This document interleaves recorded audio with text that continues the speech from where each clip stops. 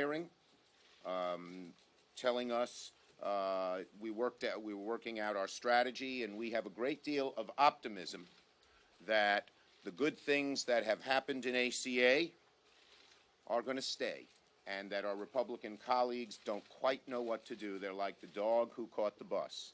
They can repeal, but they have nothing to put in its place, and that means so many good things go away. That was basically the summary of the meeting. Now, I want to thank my colleagues for being here, Leader Pelosi and our leadership team.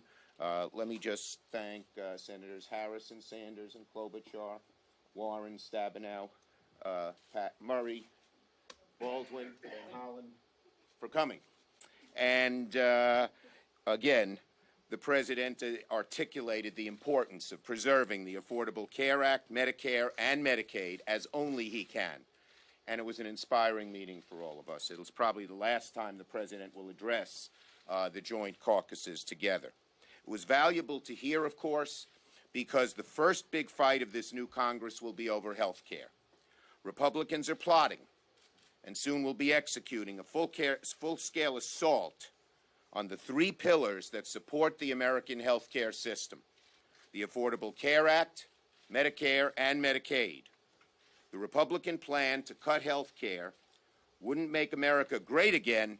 It would make America sick again and lead to chaos instead of affordable care. Republicans would create chaos in the health care system because they're stuck between a rock and a hard place. They have no idea what to put in place of the Affordable Care Act. For years, they've talked about repeal, but for 5 years now, they have had nothing to put in its place. It all starts with the ACA. As we all know, the ACA is a delicate balance. President-elect Trump even expressed support for the three most popular parts of the law: pre-existing conditions, allowing young people to stay on their parents' insurance until age 26, equal treatment for women. But Republicans will soon learn that you can't keep the good parts of the ACA and remove the rest of the law and still have it work. And that's what they're struggling with, and that's why they're not getting anywhere. What they would do would throw the entire insurance marketplace into chaos, plain repeal. It would increase costs for all Americans at all income levels. It would blow $1 trillion hole in the deficit. And now I see the President-elect was tweeting again this morning. He said Republicans shouldn't let the Schumer clowns out of his web. Well, I think Republicans should stop clowning around with the people's Medicare, Medicaid, and health care. The Republicans are stuck. For years, they've promised every conservative group in America that they'll repeal the ACA, quote, root and branch. Until today, they could make those extreme promises without suffering any consequences, because they knew Democrats or President Obama would ultimately block any rollbacks in ACA. But now Republicans in Congress are, again, like the dog who caught the bus. They can't keep all the things that Americans like about the ACA and get rid of the rest without throwing the entire health care system, not just those on ACA, but those with private insurance, into chaos. One of the things they'll hurt the most is rural hospitals right in their heartlands. The minute they enact this repeal, are going to suffer dramatically. In 11 state capitals, many in red states today, rural hospitals are protesting the Republican action. So, we're here today to warn the American people that the Republican plan to cut Medicare, Medicaid, repeal the ACA, will make America sick again. Instead of working to further ensure affordable care for all Americans, they seek to rip health care away from millions of Americans, creating chaos in our entire economy. Now, as my colleagues will outline shortly, the Republican plan would kick millions off coverage, whether it be Medicare, Medicaid, or the Affordable Care Act. It would cause premiums of many people to skyrocket. The 75 million who are covered by private insurance. Their premiums will go up too. It would harm hospitals in rural areas, and it would put insurance companies back in charge. We stand here united. United. We are a united caucus. We are two united caucuses. And we're united in our opposition to these Republican attempts to make America sick again. And now I want to turn over the podium to Leader Pelosi.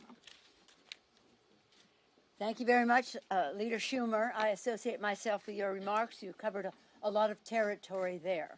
I, too, want to join you in commending the President for his presentation this morning to us. It was one of confidence. It was one of values.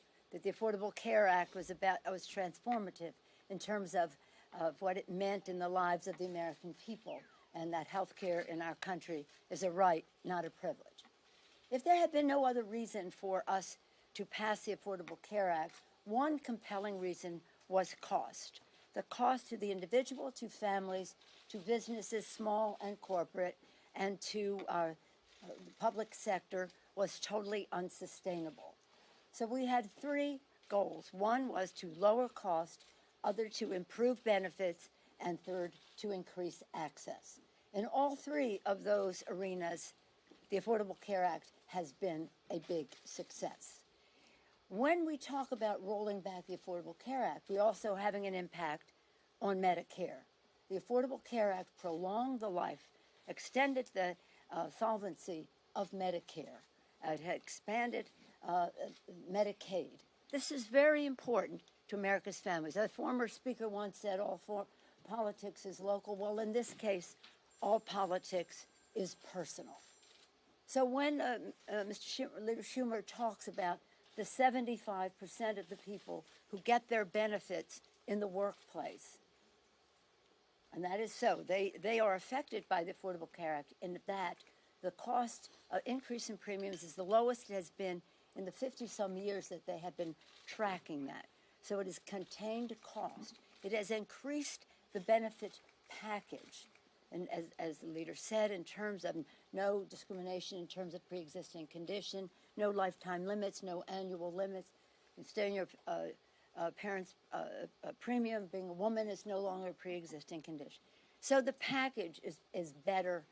The rate of growth of cost decreased.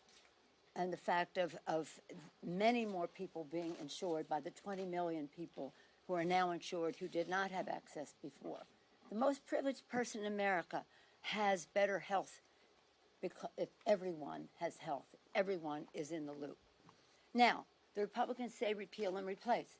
The only thing that has going for it is alliteration. They have no replacement plan. They have no replacement plan because they can't agree. They don't have the votes for a replacement plan. So to repeal and then delay is an act of cowardice. That means we don't really know what we're doing. And it recognizes that the consequences to them of just straight out repeal without some replacement. So we have a values debate on our hands, but it's very personal in the lives of the American people. A friend of mine just told me his grandson was diagnosed with leukemia. That child will have a pre-existing condition for the rest of his life. Repeal the Affordable Care Act, that's a problem. Lifetime limits, that's a problem.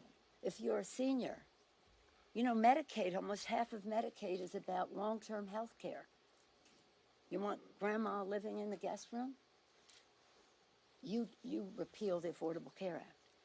You go along with, this is part of an initiative that is part of the Ryan budget that says we're going to voucherize Medicare, we're going to block grant Medicaid. So this has a tremendous assault on the health and the health security and the financial security that goes with what the Affordable Care Act has done for the American people. And so make America sick again? Is that what the Republicans want to do? I certainly hope not. Hopefully we can work together to find a path to address some of the concerns they may have, but not to undermine this pillar of economic and health security for the American people It stands right there with Social Security, which they want to undermine, Medicare and Medicaid, which they want to undermine, Affordable Care Act. So the president asked us, are you ready? Do you have the fight in you? He didn't need to ask us that question, I don't think. With that, I'm pleased to yield to leader in the fight, Bernie Sanders. Oh, Patty Murray. All right. Another fighter. Exactly. Thank you so much, Leader Pelosi. You know, Republicans have made all kinds of empty promises about how ripping apart the healthcare system with no plan to replace it somehow won't hurt anyone. But I'd like to focus on just one promise that the Republicans made, that if they repeal the Affordable Care Act, privatize Medicare, and cap Medicaid, families are somehow going to be magically better off. Republican leaders said exactly this. In fact, 3 days after his election, President-elect Trump even said he would deliver better health care for, quote, much less money. Well, President-elect Trump might be able to make that kind of promise from his tower, but workers and families cannot take it to the bank. Studies show that if Republicans in Congress rush to dismantle our healthcare system, people across our country are going to pay more. Premiums will skyrocket. Prescription drug costs will increase. Out-of-pocket costs will rise. And the Republican plan to unravel the guaranteed benefit of Medicare will leave seniors vulnerable when they can least afford it. All that will do is make America sick again. And it shouldn't have to be said, but that is the wrong direction for our families and for our economy.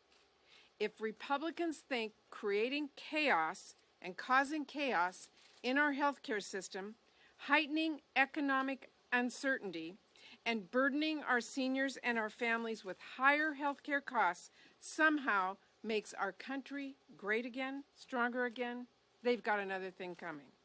They should step back from the brink, stop putting politics ahead of families' health care, and agree to join together on efforts to make our health care system work better for our families instead of destroying it before it's too late.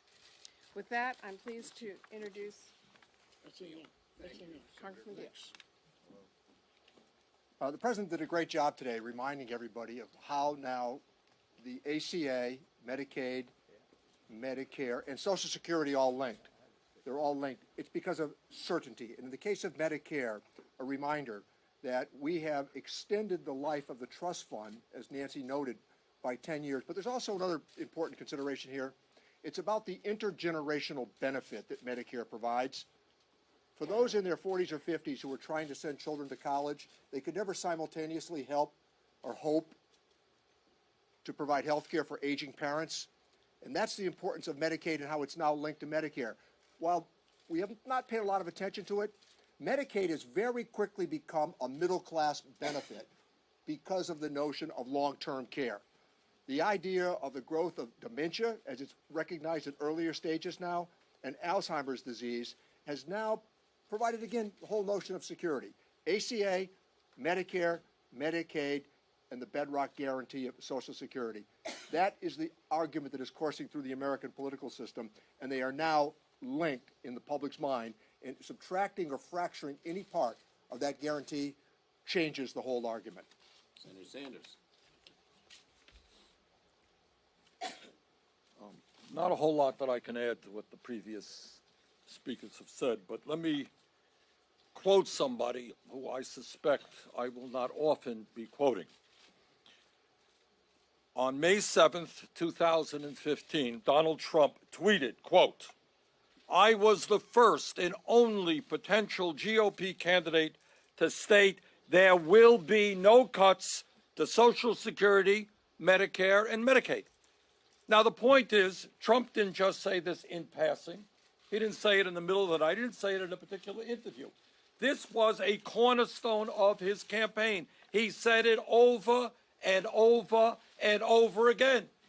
Donald Trump said he will not cut Social Security. He will not cut Medicare. He will not cut Medicaid. Therefore, one of two things are true. Either Donald Trump simply lied to the elderly and the working people of this country and just made campaign promises that he had no intention of ever keeping. That is one reality. Or there is another reality, and that is right now, before Congress wastes an enormous amount of time, Donald Trump has got to come forward, maybe through a tweet, one of his tweets, and say clearly that Donald Trump will veto any legislation that cuts Medicare, that cuts Medicaid, or that cuts Social Security. And if he makes that clear to his Republican colleagues, we can save us all a whole lot of time and start getting to work doing what this country desperately needs to have done. Good job, Bernie. Thank you. Okay. Questions? Oh. Go ahead, Frank. Why don't you be available for questions? Oh, sure. Great. All right, questions. Wait, you're first. And Bobby, you too, for questions. That the problem for Democrats on this issue is still the marketing of Obamacare. For the past 7 years, some people say, well, we didn't message this right. Now you're trying to salvage this against this threat by Republicans. And what makes people think that this will work now when the messaging didn't work for the past? Our biggest problem was that once ACA passed, people attributed every problem they had with the health care system, whether they were part of ACA or not, to ACA, and our Republican colleagues and their message machine did it. Now they're going to own it. And all the problems in the health care system, and there have been many throughout the years, no one has solved all of them, are going to be on their back. That's why they're running to do this first is a huge mistake for them and the country. It's a huge mistake for them on the basis of ACA, because they don't know what to do once they repeal. One of my colleagues called it repeal and run. But it's a huge problem as well, because now they're responsible for the entire health care system. And it will be on their backs, and I believe a year from now they will regret that they came out so fast out of the box to repeal. Go ahead, Nancy. Well, I just wanted to say briefly in response to your question. The fact of the matter is that the Republicans over the last 6 years tried to make this an ideological debate, left versus right. And what we're saying today is that is not what this is. We put the ACA in place because we found a lot of people couldn't get health insurance, their costs were going up, their out-of-pocket expenses, their benefit package was diminished. Now I think the debate has to be practical. What does this really mean to the average person? If you repeal this, what you're going to do is you're going to go back to the days when you pay more out of pocket, you can't get health insurance, your benefit package shrinks, and you just have some skeletal plan or catastrophic plan that doesn't cover anything. That's the difference. We are now talking about what this repeal means practically. Forget this ideological debate on the left and right. I'm not interested in it anymore. And that's, I think, what we're going to point out. That's what we're going to fight. We're going to fight because we believe this matters to the average person. Yes, ma'am.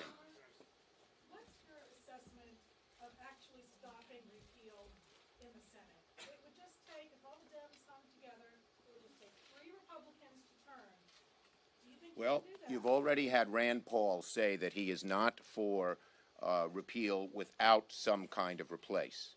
You have a good number of other Republicans who are really worried about this. Now, the initial vote is an easy vote for them. It just says cut $1 billion, do it from somewhere. But when they come back, I don't even know, as Leader Pelosi said, whether they'll be able to get enough votes in their own caucus for an alternative.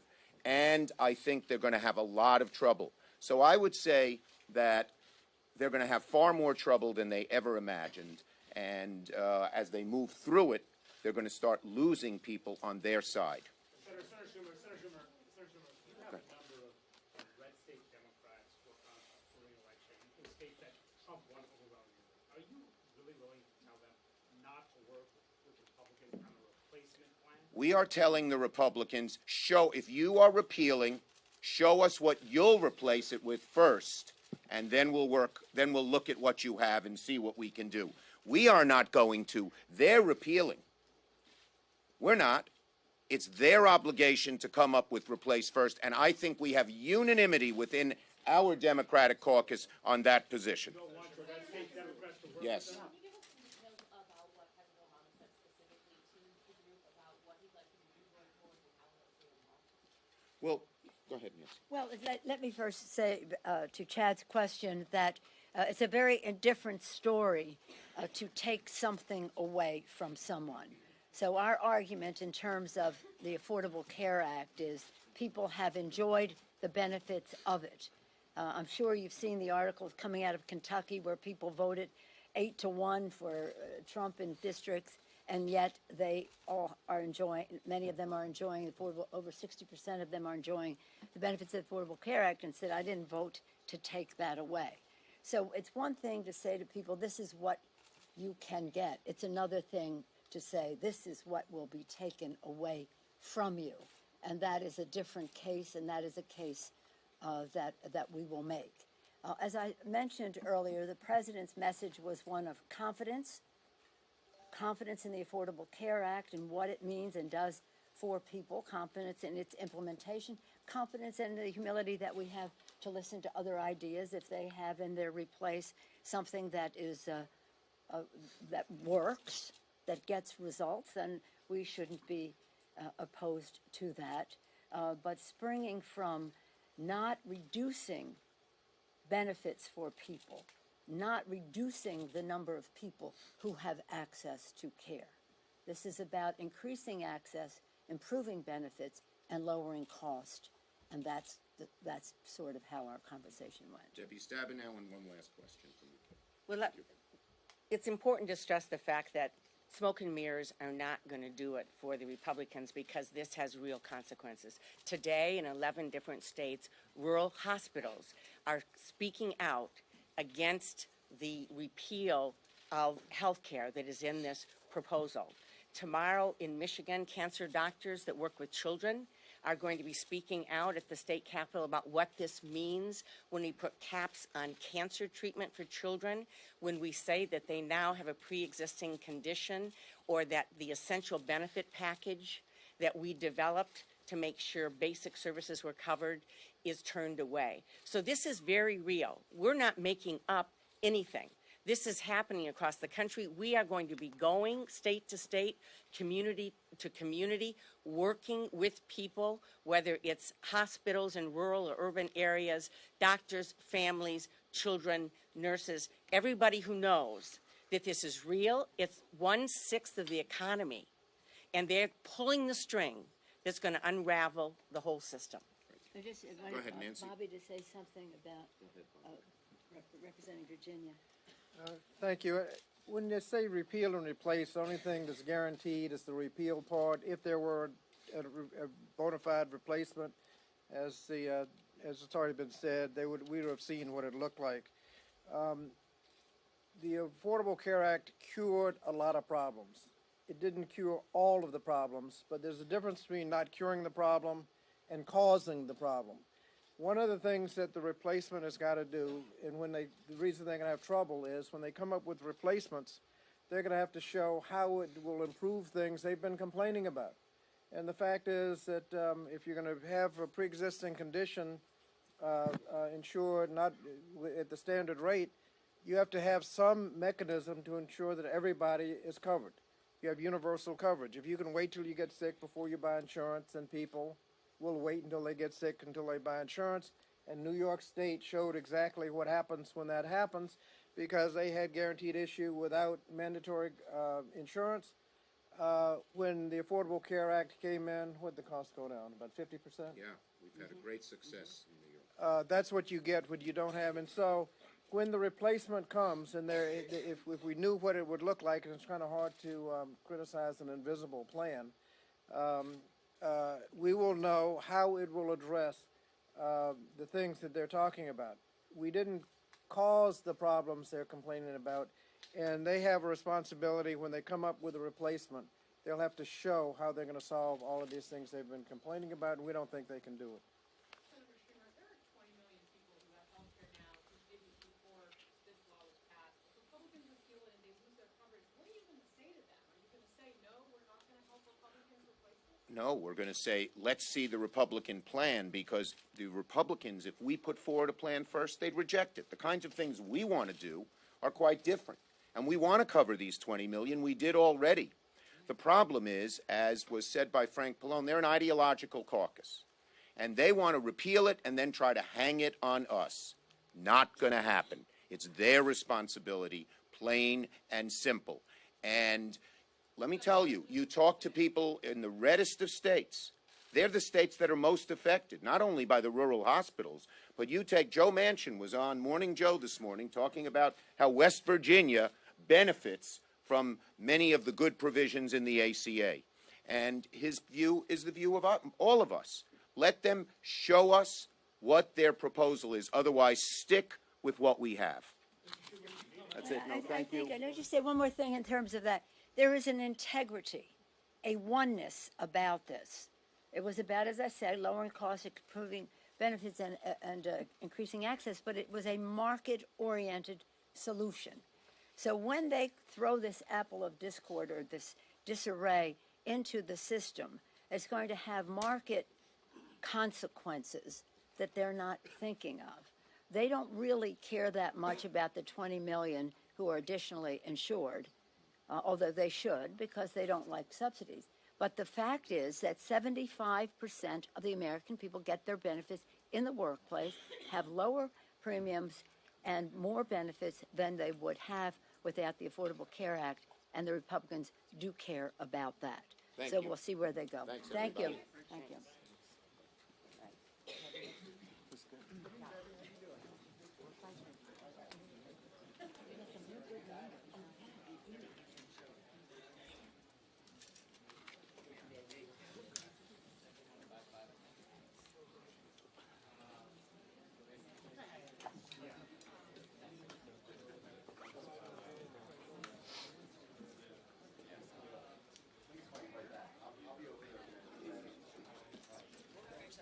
What's that? What rec was that on?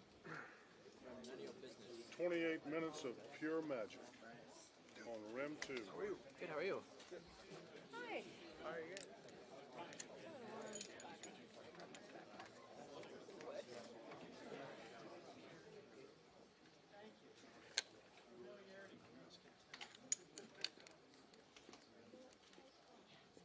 Peter, thank you. Appreciate that. By the way, we can't use flags on the Hill, just FYI, but thank you. Oh, I was kidding. No, it's Casey. Pardon? Oh, that's perfect. So.